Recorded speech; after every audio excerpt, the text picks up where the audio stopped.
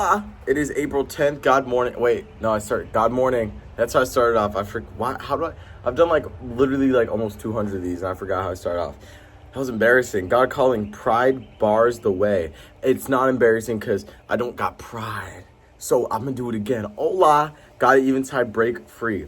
So God calling, April 10th, pride bears the way. Let's see what God has to say. Obedience is one of the keys unlocking the door into my kingdom. So love and obey. No man can obey me implicitly without in time realizing my love, and his turn responding by love to that love, and then experiencing the joy of the beloved and the lover. So it's God saying it's going to be impossible for you to fully obey the Lord if you have not experienced his love, right? So that means that if you are not obeying the Lord and you are experiencing his love, it's about time to start obeying the Lord, right? He's giving you optimum time, he's giving you optimum chances, and he's there. He's proving his love for you, right?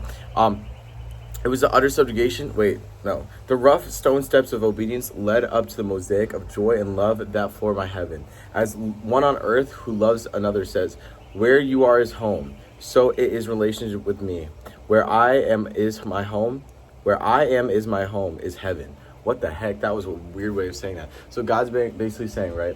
Like love, like the way humans experience love is like when you love someone, like they're like a home to you, right? Like you feel comfortable with them. You want to be around them, like you confide in them. And that's what God's saying too. God's saying that when he looks at you, he says, I love you. He's saying that his home is your home. Mi casa es tu casa. Hola. You know what I'm saying? That's basically what God's saying right here is that the moment he loves you, in that moment, heaven opens up to you. The possibility of going to heaven, the possibility of being an amazing person, being a Christian, is completely open and wide to you. Being a better person is wide open for you. And that time is always, because God always loves you. God always shows you love in your life, right? So that means that you should always be looking to obey. You should always be looking to reciprocate that love. Heaven may be in a sordom, slum, or a palace, and I can make my home in the humblest heart. I can only dwell with the humble. Pride stands sentinel at the door in the heart and shut out the lowly, humble Christ. If you have pride, right? Pride is having so much confidence and admiration for something. So if you have pride in anything that's not God, even having pride, like you can really only have true pride in the Lord. You can really only have pride with God, because if you have pride for anything else, then you're giving that thing power. And the only thing that's giving that thing power is the Lord, if that makes sense. God eventide break free. I sent no disciple to carry my healing power to the Syrophoenician women's sick daughter. Anyone who that is, comment down below how to pronounce that. The centurion's servant, or the ruler's son. My world was all sufficient. All that I need was the faith of the petitioner. Can you not realize that? Learn to understand and to ask more of me. If you do not, then others' bonds are your responsibility. Lose your own body from all bonds. Remember the beam and the mote.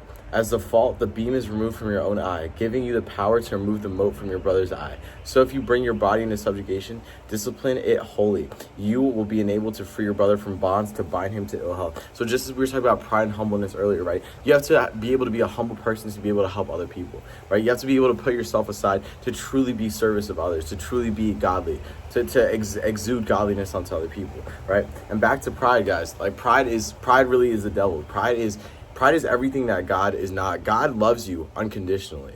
There's no pride in that. He's not saying, look at what I've done for you, now love me.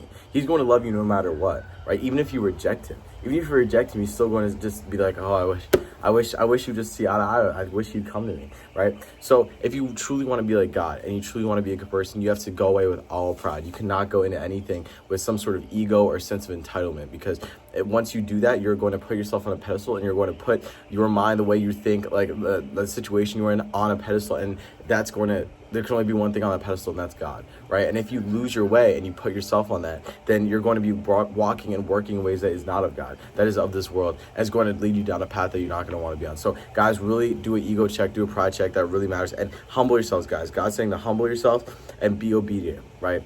Look to serve, seek to serve. That's the godly way. Jesus came down and he was a servant. He started out as a carpenter. He performed miracles for people. Like, he's a God. He is the God, and he's a servant. So what are we doing, bro?